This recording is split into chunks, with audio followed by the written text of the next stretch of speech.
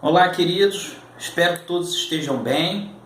Vamos dar continuidade às aulas com esse vídeo, na qual iremos aprender um pouquinho sobre a Reforma Protestante do século XVI, ok? Queridos, aquilo que você compreende hoje como liberdade religiosa se deve graças à Reforma Protestante que se iniciou ali pelo ano de 1517 na Europa, na Alemanha mais especificadamente, ok? Tudo que você compreende sobre cada um ter na sua particularidade, né, o desejo, o anseio e a vontade de seguir determinada religião, das múltiplas religiões que nós temos hoje no nosso mundo ocidental, é fruto da Reforma Protestante que se iniciou ali nesse período que já citamos. Vamos procurar entender de uma forma bem básica, bem sucinta, porque é um conteúdo que tem muitos detalhes, mas nós temos que focar nos pontos mais importantes sobre essa reforma protestante ou reformas religiosas na Europa do século XVI, ok? Vamos tentar entender a conjuntura religiosa, tá, e política da Europa no século XVI. Se você pudesse voltar no tempo e chegasse em qualquer país da Europa Ocidental, ali pelo ano de 1500, você só teria uma forma de religiosidade, que era nada mais, nada menos do que o cristianismo católico romano. Por que eu estou falando dessa forma? Vamos entender. Cristianismo, naquele período, obviamente, tinham pessoas que tentaram, né, entender essa religião de uma forma diferente. Mas a supremacia religiosa, né, estava nas mãos da única instituição, organização religiosa cristã, né, na Europa, que era a Igreja Católica Apostólica Romana. Ok? Por que romana? Porque a sede do poder dessa igreja se concentrava, se iniciou ali na cidade de Roma, na Península Itálica. Então, se você voltasse ali no século XVI e você fosse procurar outra religião além do cristianismo católico, você não iria encontrar.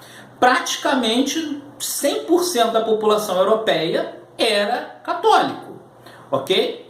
E não apenas isso. Se você olhasse para os reis absolutos que você já estudou, que havia nesse período ali da Europa Ocidental, você ia ver que todos eles eram católicos e apoiavam e eram apoiados pela Igreja Católica na sua monarquia, na sua constituição política.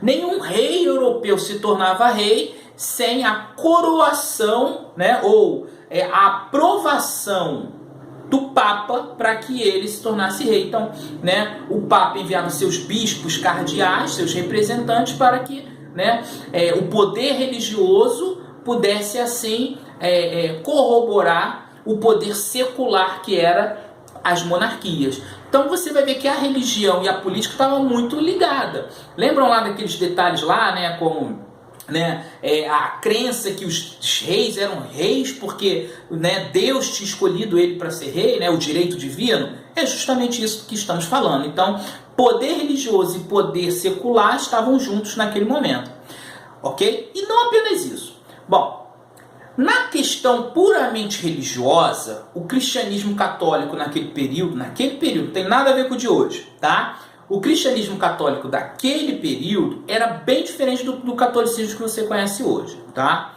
Por quê? Queridos, como eles eram a única igreja que havia, a única instituição religiosa, eles tinham muito poder, tá? Muita influência, não apenas política, mas social. As pessoas, né, o nível de cientificismo das pessoas era muito baixo. Então a vida era explicada através da religião. E nada mais, nada menos que o próprio Papa era considerado infalível, era considerado, né, uma pessoa separada por Deus para ser o sucessor do apóstolo Pedro, de Cristo, né, para ditar as regras da vida religiosa aqui no mundo. Então todo mundo obedecia o Papa sem discussão alguma, ok?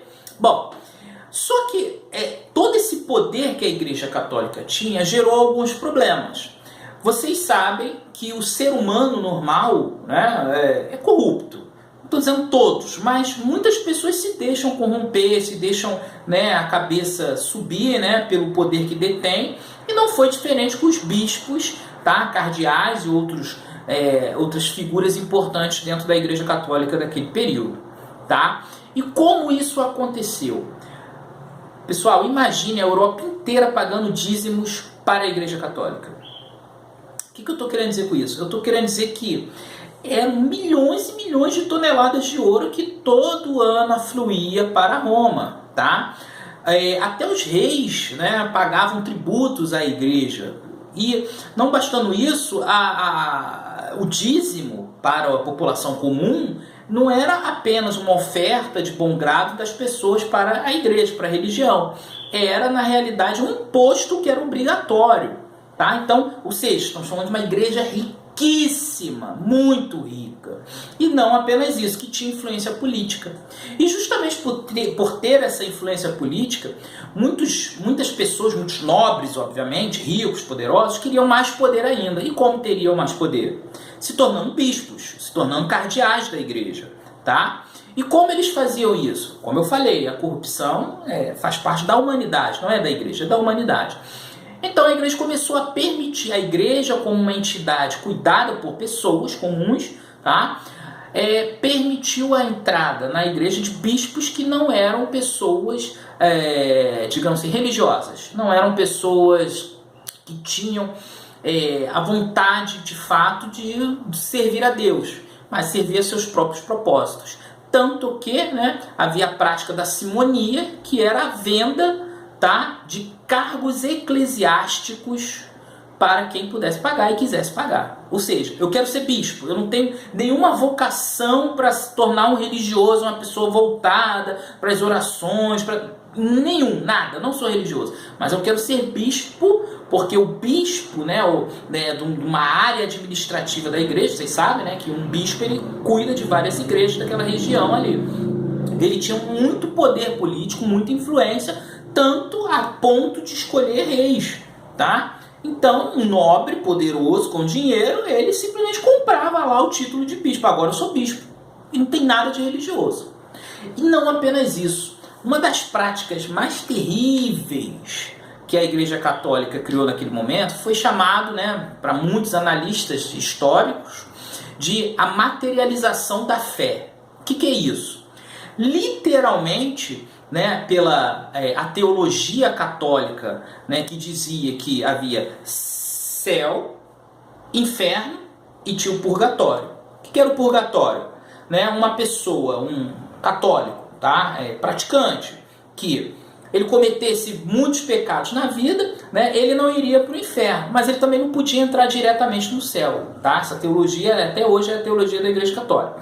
Então, ele tinha que passar algum tempo, séculos ou milênios, dependendo da quantidade de pecados que ele cometeu ali no purgatório, tá? Sofrendo um pouquinho, para depois ele poder entrar no céu purificado. Ok? E a igreja, né, nesse momento ali com o Papa Leão X, tá? Estava numa grande obra de reforma e de aumento ali da Basílica de São Pedro, que está lá até hoje, todo mundo conhece, né? A sede, né, o Vaticano, a sede do papado. E para financiar essa construção dessa basílica gigantesca, linda, né? Se a gente vê como exemplo da arte renascentista, da arquitetura renascentista, né? Eles começaram a vender as famosas, lembre-se desse nome, tá? Anote aí, indulgências. O que eram as indulgências?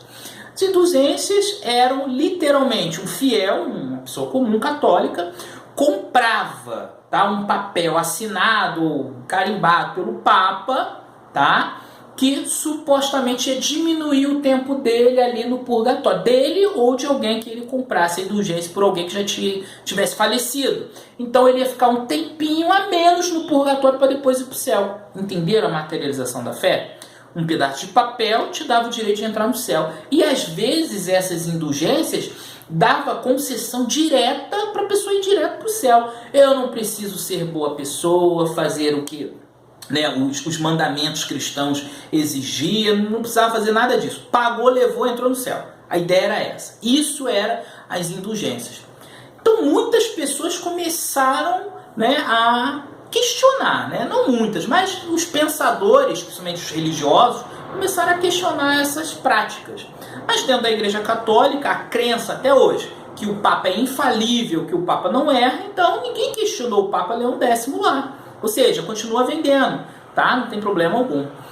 Mas a crítica contra essas práticas de indulgência, tá? De simonia, até da vida luxuosa de bispos, né? de papas. O Papa era um rei, ele sentava literalmente num trono de ouro, tá? Vivia em banquetes riquíssimos. Então, assim, tudo isso que as pessoas viam, né? E não apenas isso, não havia a exigência do celibato, tá? Normalmente eles exigiam o seguinte, ó, padre, bispo, cardeal, não case, não é para casar. Mas também não exigia que ele fosse casto, tá? Que ele não tivesse relacionamentos com mulheres, né?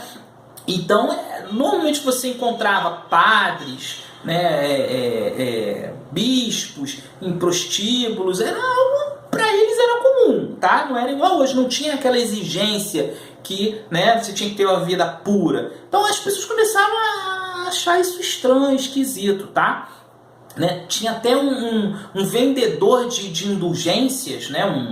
Se eu não me engano ele era bispo, né? Chamado Tetzel. O cara era famoso, porque ele ia de cidade em cidade pela Alemanha lá, e ele falava, você vai para o inferno, você vai queimar milhares de anos lá, mas para isso tem solução, compre a indulgência que você vai poder entrar logo no céu, sabe? Então, essas práticas questionáveis, de fato, né, imorais que a igreja estava praticando naquele período, levou muitas pessoas a criticarem, né, essas atitudes da igreja. E o interessante é que quem mais criticava essas atitudes eram membros da igreja. Tá? Não era todo mundo que, né, tinha esse pensamento mundano, secular ali, não. Eram, né, muitos homens sérios, né, muitos padres, bispos, cardeais, né, monges principalmente, levavam muito a sério a religiosidade. E entre esses monges, aí, lembre-se desse nome, Martinho Lutero. Quem foi Martinho Lutero? Ele era filho de um burguês, tá? Rico, mas não tanto, que Martinho Lutero, ingressou num monastério agostiniano, se eu não me engano, na Alemanha, tá? E ele estudou ali direito, ele estudou teologia, ele estudou grego, ele estudou latim, ele estudou, né, hebraico, ele era um erudito, né, um homem muito culto.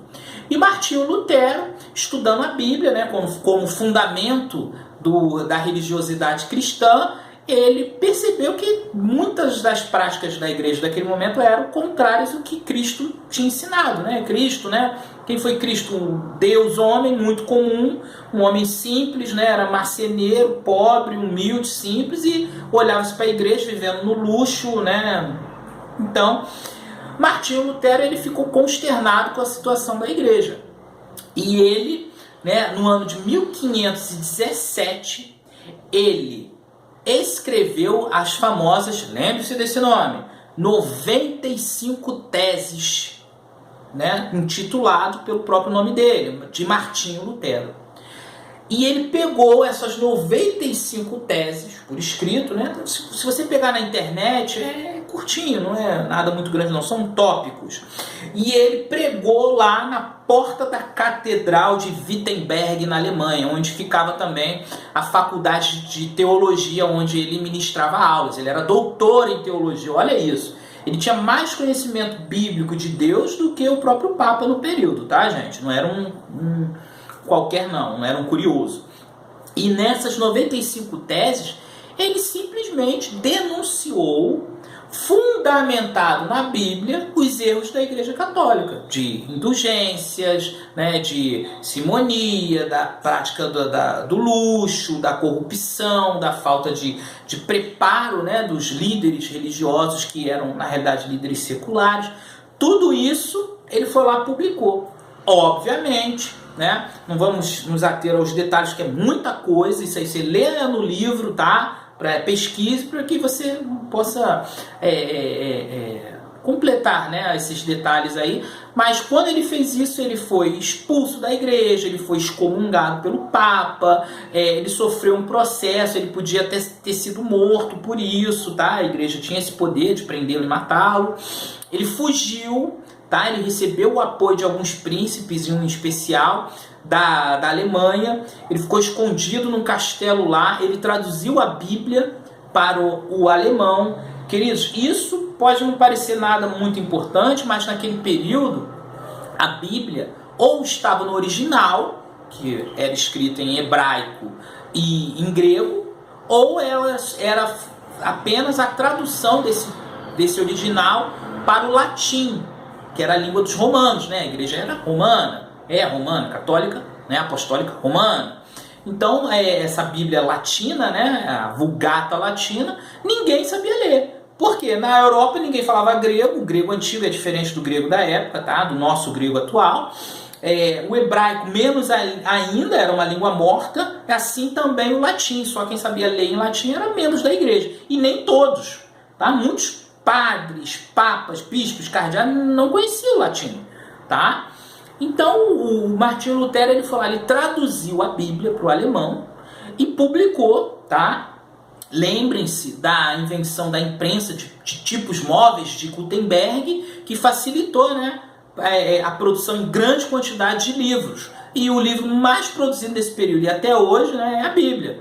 Então, quando ele fez isso, a imprensa de Gutenberg conseguiu publicar uma quantidade infinita, né, de Bíblias pelos europeus, e os europeus começaram a ler a Bíblia. E começaram a perceber que as ações da igreja, dos membros da igreja naquele momento, eram contrárias às ações de Cristo, que ele ensinava. E justamente por isso houve uma cisão, uma separação entre aqueles que continuaram a seguir a Igreja Católica, porque a Igreja Católica, no primeiro momento, não quis mudar as suas práticas religiosas, tá?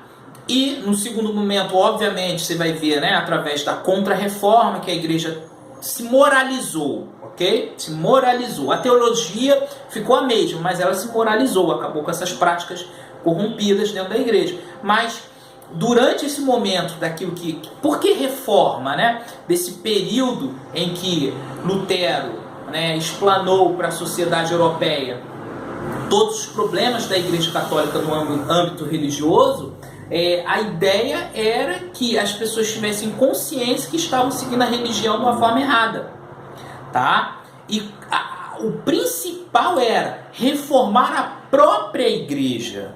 Lutero não queria de forma alguma, né, formar uma nova igreja, que foi o que acabou acontecendo. Formou, né, a igreja luterana, tá, e outras, né, calvinistas, presbiterianos, né, você vai ver na Inglaterra também, né, os anglicanos. Começaram a se separar os países. Olha, agora aqui a gente segue o cristianismo da nossa forma, a gente não segue mais cristianismo católico, somos cristãos, mas não mais católicos, né? Formaram novas teologias, né? Teologia é a forma de entender a Deus, tá? Mas a ideia de Martinho Lutero, ele era um monge católico. Ele dava aula numa universidade de teologia católica. Ele não queria acabar com o catolicismo, tá? E nem queria dividir os cristãos da Europa. Ele queria apenas que a igreja se moralizasse, tá? Consertasse erros teológicos e erros das práticas do dia a dia. E isso, infelizmente, dividiu o cristianismo, que a gente vê até hoje, né? O protestante é o evangélico, tá? O evangélico de hoje é o protestante que se formou ali. Mas todos são cristãos, católicos e protestantes, mas cada um entendendo a Deus, né, a sua religião, de uma forma própria, diferente daquilo, tá? Então, o principal que você tem que entender é que a reforma protestante era uma ideia de reformar o cristianismo católico. Não conseguiu, Martinho Lutero não conseguiu isso, né, e os seus seguidores. Então, houve essa cisão do cristianismo na Europa, mas com isso você tem que entender que gerou duas coisas. Primeira, enfraqueceu a Igreja Católica como entidade ou instituição política. Quem escolhia os reis não era a Igreja Católica? Agora não é mais isso. Agora a própria sociedade ali, tá, reunida entre seus membros, a sua nobreza, que escolhia, né, o o rei, né, o líder daquela nação. Então a Igreja Católica perdeu muita força política. Perdendo força política, lembre-se, perdeu força econômica também, né? Os povos já não eram mais obrigados a dizimar, né, as suas riquezas para a Igreja Católica, ok? E a segunda coisa que a Reforma Protestante legou para os europeus, e para nós até hoje, é a liberdade religiosa. Por quê? Você vai ver ali na Paz de Augsburgo, né, foi meio que um acordão entre todo mundo, que estava começando a ter guerra, não vai separar, vai, não vai, aí brigavam, né, se matavam, o ser humano sempre fez isso, né?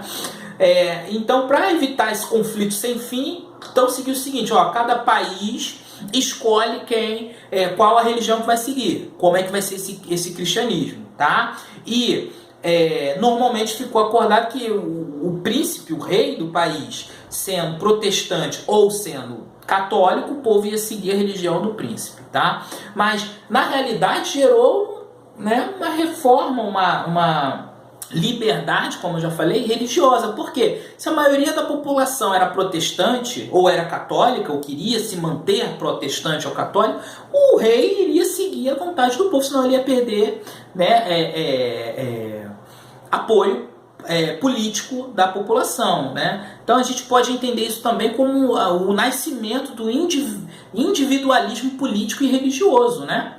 Porque agora o indivíduo ele tem a sua escolha, tá? Você, como si próprio, pode escolher ser católico ou protestante. Ah, mas o meu rei, o meu príncipe ali de onde eu moro, né, na França, ele continuou católico. Ok, mas você pode seguir sua religião. Como? Sai da França. Vai para a Alemanha, vai para, sei lá, qualquer lugar que seja protestante.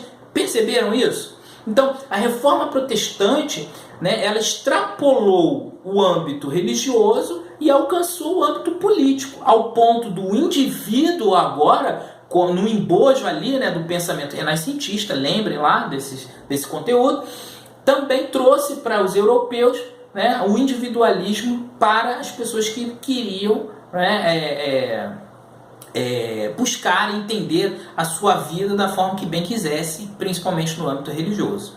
Ok, queridos? Procure estudar, procurem ler o livro, tá? Sobre esse conteúdo, para que você possa ver em mais detalhes como se deu esse processo, ok? E até a próxima!